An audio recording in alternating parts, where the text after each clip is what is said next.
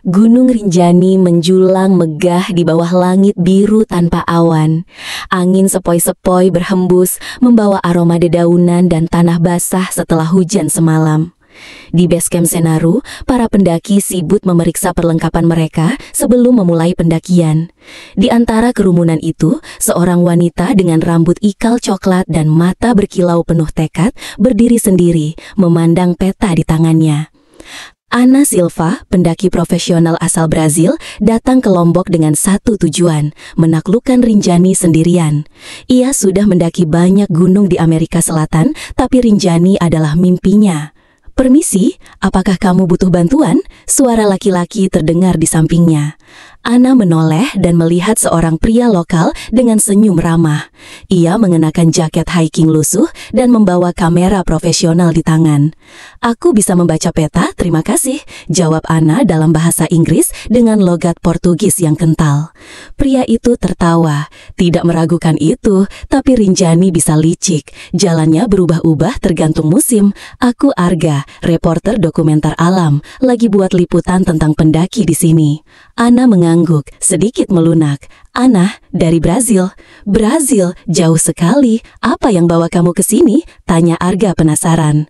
Ana tersenyum kecil. "Aku suka tantangan, dan Rinjani adalah salah satu yang paling indah."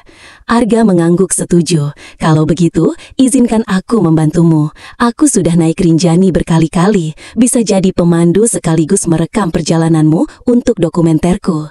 Ana mempertimbangkan. Biasanya ia lebih suka solo, tapi ada sesuatu dalam sikap Arga yang membuatnya percaya. "Baiklah, tapi aku tidak mau diperlambat," katanya tegas. Arga tertawa lagi. "Jangan khawatir, aku bisa mengimbangi langkahmu." Keesokan harinya, mereka mulai pendakian. Langkah mereka seirama melewati hutan tropis yang lebat.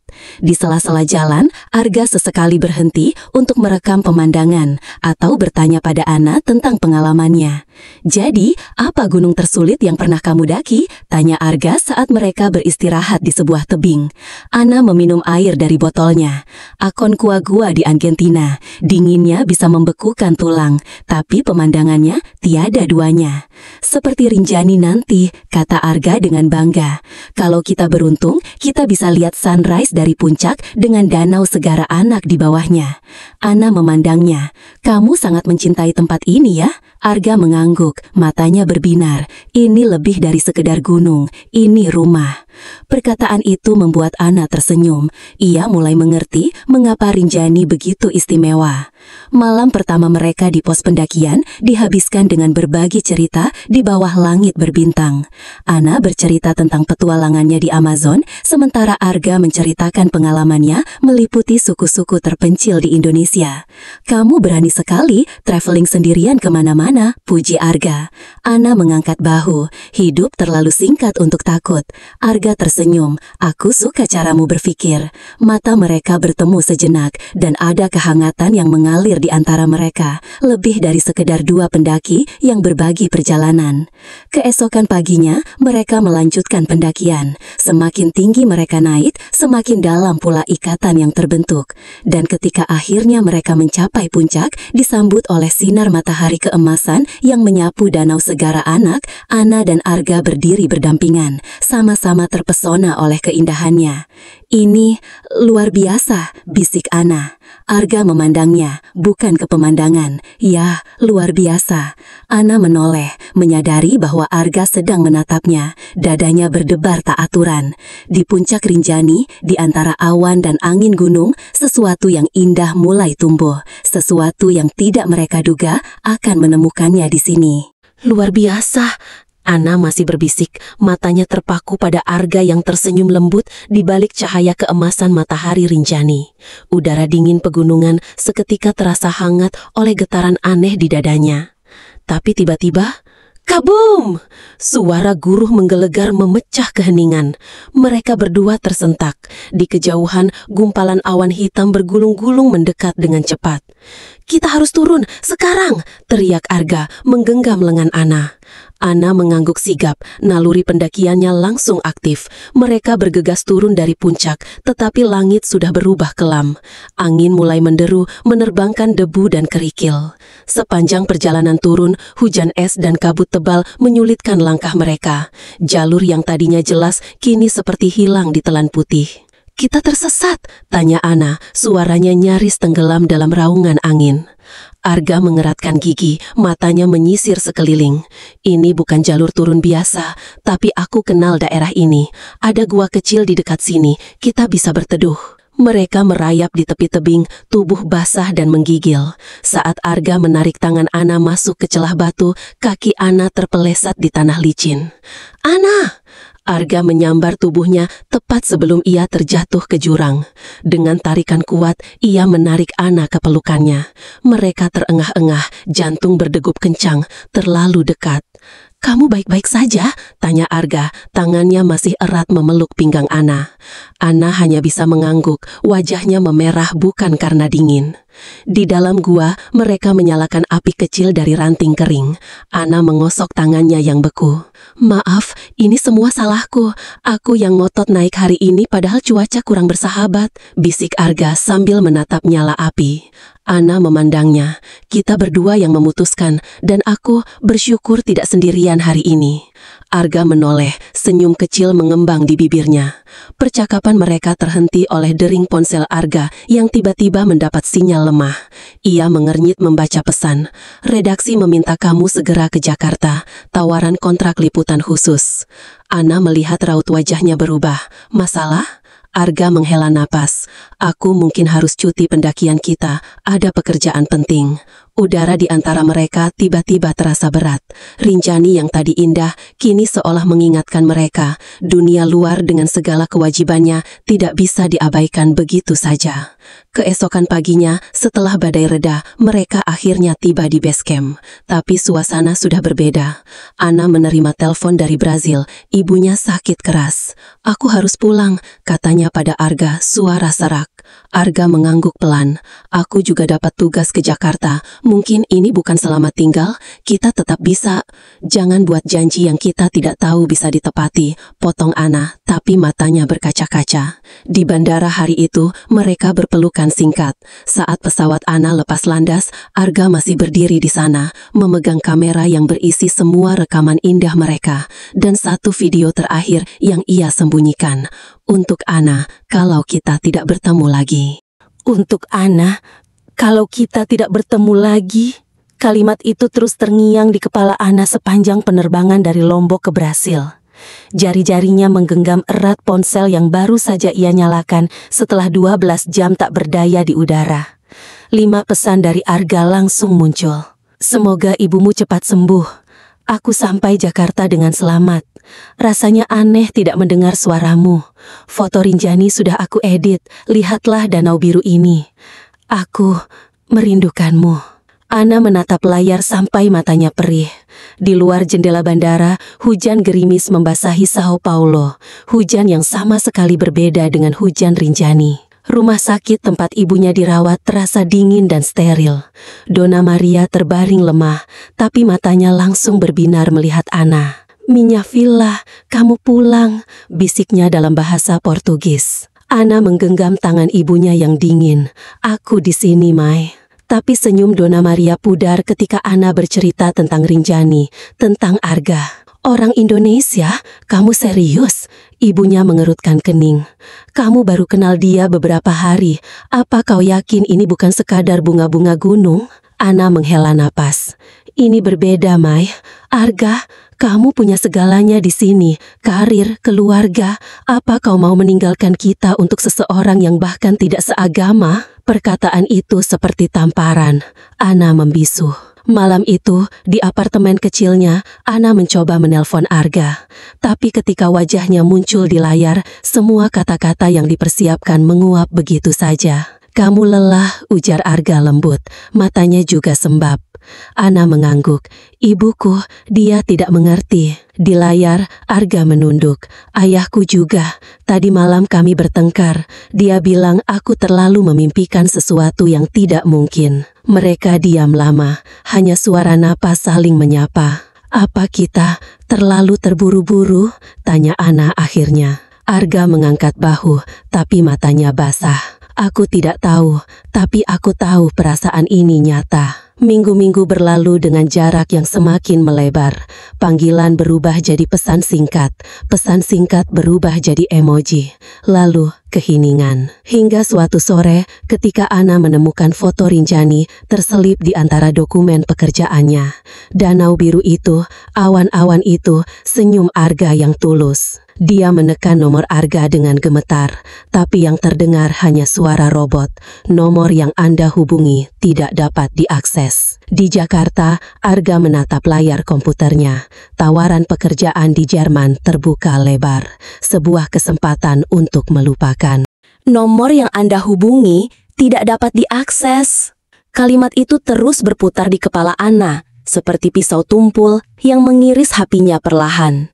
3 minggu tanpa kabar, 3 minggu memeriksa ponsel setiap jam, 3 minggu berpura-pura tegar di depan ibunya yang mulai sembuh.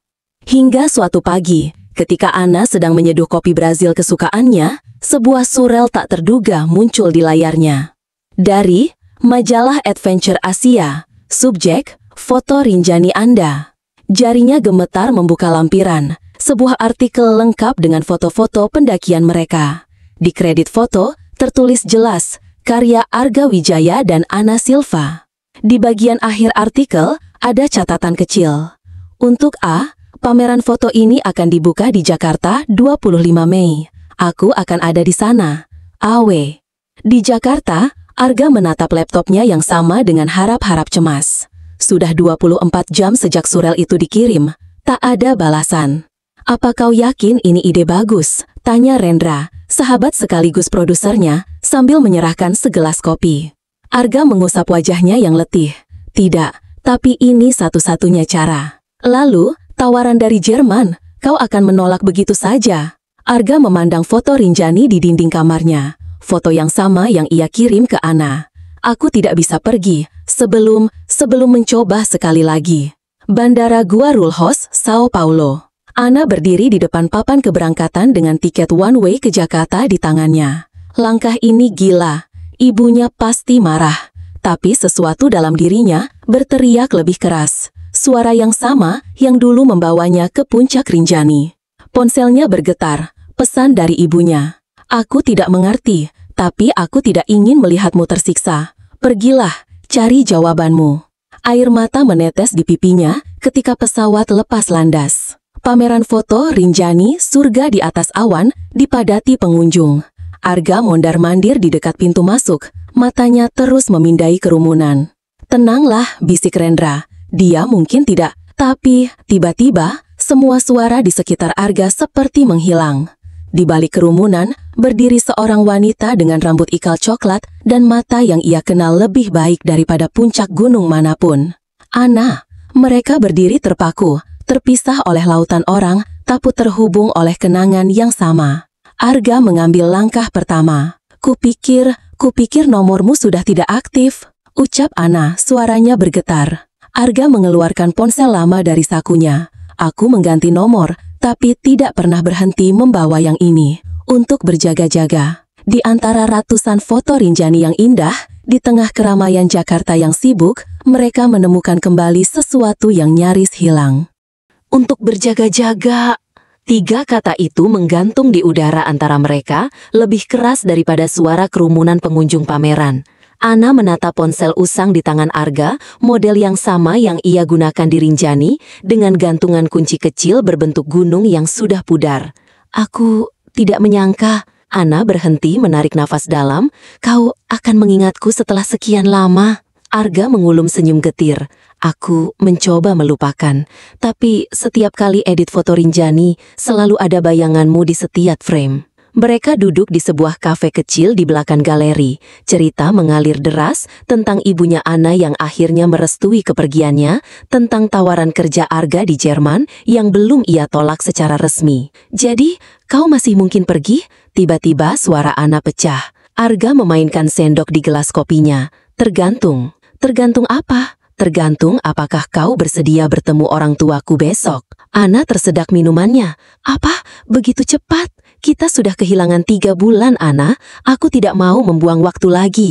Matanya bersinar dengan tekad yang sama saat mereka mendaki tebing Rinjani. Rumah keluarga Wijaya di pinggiran Jakarta terasa begitu berbeda dengan apartemen modern Ana di Brazil. Bau kemenyan dan bunga melati menyambut mereka di teras. "Bapak, Ibu, ini Ana," perkenalkan Arga dengan suara tegang. Bapak Arga mengangguk kaku sambil mengukur Ana dari ujung kepala sampai kaki. "Kamu yang dari Brazil? Agama?" "Katolik, Pak," jawab Ana polos. Udara langsung berubah. Ibu Arga berdehem. "Kami sudah pesan makanan halal dari restoran langganan. Semoga tidak masalah?" "Tentu tidak," balas Ana cepat meski matanya mulai berkaca-kaca. Malam itu, di kamar Arga yang masih dipenuhi tropi masa kecilnya, Ana duduk di lantai dengan punggung menempel dinginnya tembok. "Ini tidak akan berhasil," bisiknya. "Aku melihat cara mereka memandangku, seperti aku ancaman." Arga berlutut di hadapannya. "Beri mereka waktu. Ibu sempat bertanya resep brigadeiromu tadi." "Serius?" Ana mengangkat alis. "Ya, dan Bapak diam-diam mengambil 3 potong." Tawa kecil mereka pecah bersamaan, meredakan ketegangan. Tapi di balik tawa itu, bayangan keraguan tetap mengintai. Pagi berikutnya, Ana terbangun oleh suara ribut dari ruang makan. Dengan hati berdebar, ia mendekat dan mendengar percakapan seru dalam bahasa Indonesia cepat yang tak sepenuhnya ia pahami. "Untuk tidak mungkin, keluarga kita sudah muslim turun-temurun," suara Bapak Arga. "Tapi dia mau belajar, Pak," bantah Arga. Ana mundur perlahan. Di sakunya, telepon bergetar. Ibunya menelpon dari Brazil. Pilihan yang mustahil kini terasa semakin nyata. Kehilangan Arga atau kehilangan dirinya sendiri demi diterima keluarganya. Kehilangan Arga atau kehilangan dirinya sendiri. Ana menatap ponselnya yang masih bergetar, nama ibunya terus muncul di layar seperti alarm yang tak bisa dimatikan. Dengan langkah gontai, ia menyelinap keluar rumah keluarga Wijaya, udara pagi Jakarta yang lembab menyergap kulitnya. "Minin," suara ibu Ana di telepon terdengar khawatir. "Ewesto bem, Mai," jawab Ana otomatis dalam bahasa Portugis, tapi air mata sudah mengalir deras. Di belakangnya, pintu rumah terbuka. Arga muncul dengan wajah pucat. "Ana, kamu tidak bilang aku harus mengubah agamaku," bisik Ana mematikan telepon. Arga terlihat seperti ditampar. "Aku tidak memintamu, tapi itu yang diharapkan keluargamu." Ana menunjuk ke rumah. "Dan kau membiarkan mereka berpikir itu mungkin." Mereka berjalan tanpa tujuan di sekitar kompleks perumahan, ketegangan menggantung di antara mereka. "Aku cuma butuh waktu untuk meyakinkan mereka," kata Arga akhirnya. Ana berhenti mendadak. "Berapa lama? 1 tahun, 2 tahun, sampai aku rela pindah keyakinan. Lalu, apa alternatifnya?" Suara Arga meninggi. "Kita berpisah lagi. Aku pergi ke Jerman, kamu kembali ke Brazil, dan kita pura-pura Rinjani tidak pernah terjadi." Nama gunung itu seperti pukulan bagi mereka berdua. Di Bandara Soekarno-Hatta keesokan harinya, Ana berdiri dengan koper kecilnya. Arga menatapnya dengan mata merah. "Jadi, sudah diputuskan?" tanyanya, suara serak. Ana mengangguk pelan. "Aku butuh waktu untuk memikirkan semua ini." "Kapan kamu akan kembali?" "Aku tidak tahu." Mereka berpelukan untuk terakhir kalinya. Hangat, erat, dan penuh kepedihan. Saat Ana melepaskan diri, Arga menyelipkan sesuatu ke tangannya. Gantungan kunci gunung dari ponselnya. "Untuk berjaga-jaga," bisiknya mengulang kata-kata mereka di galeri. Pesawat lepas landas membawa Ana pergi. Di bawah, Arga masih menatap langit, tak bergerak. Ponselnya berdering, kantornya menanyakan keputusan tentang tawaran Jerman. Sementara di dalam pesawat, Ana membuka genggamannya. Selain gantungan kunci, ada secarik kertas kecil. "Danau Segara Anak akan selalu menunggu, seperti aku." Danau Segara Anak akan selalu menunggu, seperti aku.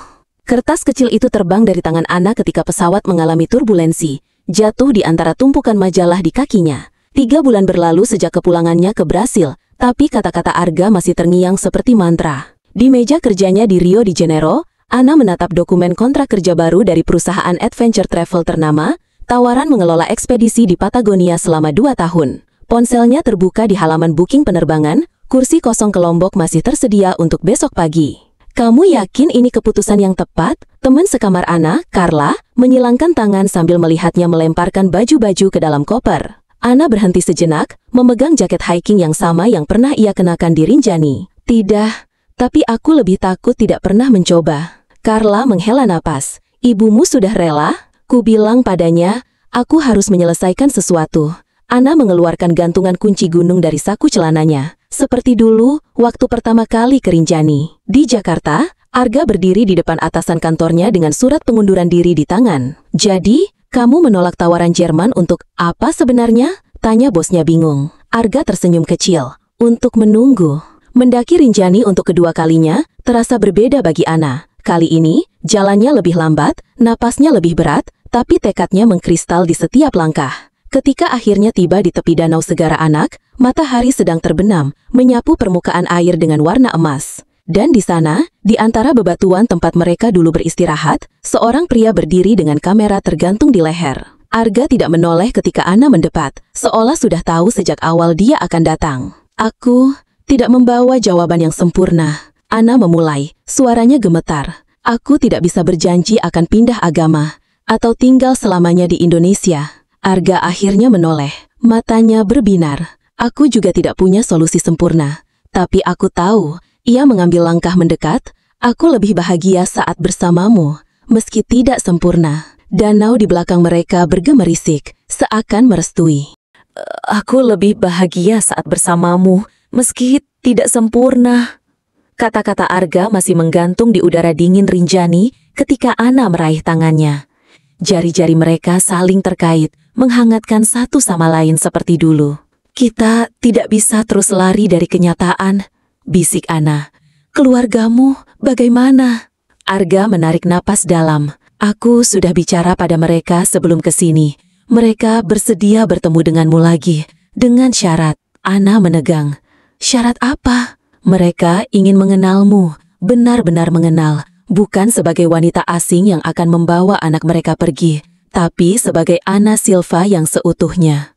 Pertemuan kedua di rumah keluarga Wijaya berlangsung lebih hangat. Ibu Arga menyajikan teh dengan tangannya sendiri, sementara Bapak Arga mengajak Ana melihat koleksi tanaman anggreknya di taman. Arga bilang kamu ahli panjat tebing, kata Bapak Arga sambil memotong daun kering. Ana mengangguk, sejak usia 16 tahun. Tapi Rinjani spesial. Kenapa? Karena disinilah saya menyadari ada hal-hal lebih penting dari sekedar mencapai puncak. Bapak Arga memandangnya lama, lalu mengangguk pelan. Malam itu, setelah makan malam di mana Ana dengan bangga memamerkan kemampuan bahasa Indonesianya yang membaik, Ibu Arga menariknya ke kamar tidur. Ini untukmu, katanya sambil menyodorkan sebuah kotak kayu. Di dalamnya terletak sebuah kalung emas sederhana dengan liontin berbentuk bunga melati. Bukan syarat, bisik Ibu Arga cepat melihat ekspresi Ana. Tapi, tanda bahwa kami mulai mengerti mengapa anak kami memilihmu. Ana tidak bisa berkata-kata, hanya bisa memeluk wanita itu erat-erat. Di balkon, Arga berbicara pada ayahnya yang sedang menatap bintang-bintang. Kami tidak akan pernah sepenuhnya setuju dengan pilihanmu. Tapi kami belajar menerima bahwa kebahagiaanmu mungkin terlihat berbeda dari yang kami bayangkan. Arga menghela napas lega. Itu lebih dari cukup, Pak. Ketika Ana bergabung dengan mereka, Bapak Arga mengangguk padanya. Kamu berdua berencana tinggal di mana? Ana dan Arga saling memandang. Kami memikirkan Lombok, jawab Arga, dekat Rinjani. Aku bisa bekerja remote, Ana bisa membuka kelas pendakian, dan kami akan pulang ke Brazil dan Jakarta sesering mungkin, tambah Ana cepat. Bapak Arga mengerutkan kening, lalu tiba-tiba tertawa. Rupanya kalian sudah memikirkan segalanya. Komentar Bapak Arga itu menjadi awal dari 6 bulan penuh persiapan gila-gilaan. Di teras rumah baru mereka di Lombok yang menghadap langsung ke Gunung Rinjani, Ana dan Arga duduk dikelilingi kertas warna-warni, undangan pernikahan dalam 3 bahasa, Indonesia, Portugis, dan Inggris. Kita harus memastikan nenekmu di Brasil bisa membaca bagiannya, kata Arga sambil menunjuk teks Portugis. Ana menggeleng, yang lebih penting apakah kakekmu di Jawa mau menerima tarian samba sebagai bagian acara? Di Sao Paulo, keluarga Ana berkumpul di sekitar laptop untuk video call penting. Wajah Donna Maria berseri melihat cincin pertunangan tradisional Indonesia di jari anaknya. Kami akan mengadakan 2 resepsi, jelas Ana. Pertama di sini dengan gaya Brasil, lalu di Jawa dengan adat Indonesia. Dan kamu benar-benar mau memakai kebaya? Tanya sepupu Ana tak percaya. Arga menyeringai, tunggu sampai kalian lihat saya pakai batik dengan topi samba. Suara tawa memenuhi ruangan, tapi Ana melihat ibunya diam-diam mengusap air mata. Kembali di Indonesia, Ibu Arga sibuk mengajar Ana membuat ketupat. Daun kelapa muda terlepas terus dari genggaman Ana. Sudah 5 kali gagal, keluh Ana frustrasi. Ibu Arga tersenyum sabar. Pernikahan yang baik butuh lebih dari 5 kali percobaan, Nak. Di sudut dapur, Arga diam-diam merekam momen ini dengan kamera, gambaran sempurna tentang 2 dunia yang perlahan menyatu. Malam sebelum penerbangan ke Brasil untuk resepsi pertama, Ana dan Arga berdiri di taman rumah mereka, menatap Rinjani yang disinari bulan purnama. "Kamu nervous?" tanya Arga. Ana memandang cincin kawinnya yang bergabung dengan cincin pertunangan. "Aku hanya tidak percaya kita berhasil melewati semuanya." Arga menariknya mendekat. "Ini baru awal sayang, masih ada seluruh gunung untuk kita daki bersama." Di kejauhan, Gunung Rinjani berdiri kokoh, saksi bisu yang kini menjadi bagian dari janji mereka. Kalimat itu terngiang ketika Ana berdiri di balik pintu kapel kecil di Rio de Janeiro, mengenakan gaun pengantin renda Brasil yang dipadukan dengan selendang batik pemberian Ibu Arga. Di luar, alunan samba bercampur dengan dentang gamelan yang sengaja dibawa dari Indonesia. "Pronta?" tanya ibunya yang berdiri sebagai pendamping. Ana menarik nafas dalam. "Mais nervosa do que quando sube Rinjani pela primera vez." Lebih gugup daripada saat pertama mendaki Rinjani. Di dalam kapel, Arga berdiri di altar dengan setelan linen putih, kaku seperti patung.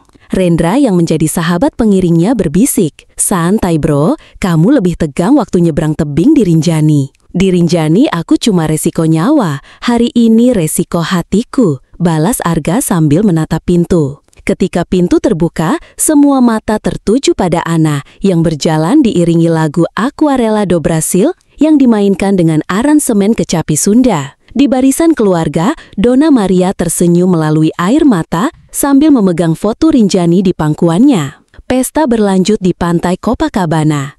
Ketika band memainkan irama samba, Arga menarik Ana ke lantai dansa. "Aku sudah latihan 3 bulan untuk ini," bisiknya sambil mencoba mengikuti gerakan Ana yang luwes. Ana tertawa melihat usahanya.